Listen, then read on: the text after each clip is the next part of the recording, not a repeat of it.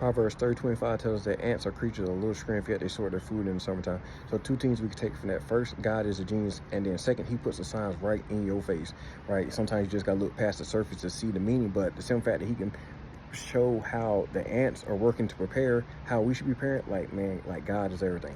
All right, now moving on. Ants, if you notice, like, they work together. If you put a piece of food by the colony, every single ant is going to put in that work to get that food into the colony because they're concerned about the betterment of the colony, not self, right? So as saints working for the kingdom, we got to make sure that we are not putting our ego before others, and we're working together for the greater good to win souls for the kingdom of heaven.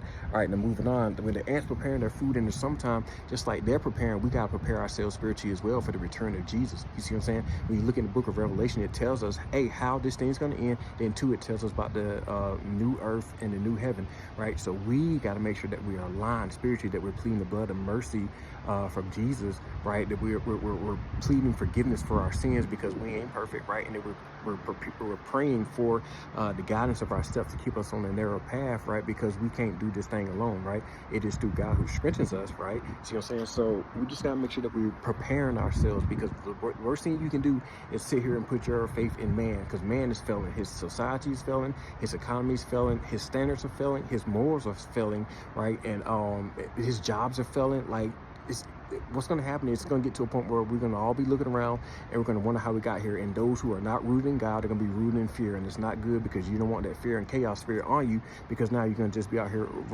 acting impulsively and doing things that potentially could, lead to not good things happen to yourself. So you're saying, so root yourself in God. Like, that is, now's the time while things are not as bad as it's gonna get, right? Like, now's the time to build that faith. Hey, peace and blessings, family. You can learn something, right, from the ants, right? Work together. And then two, make sure you prepare for the unknown. Peace and blessings.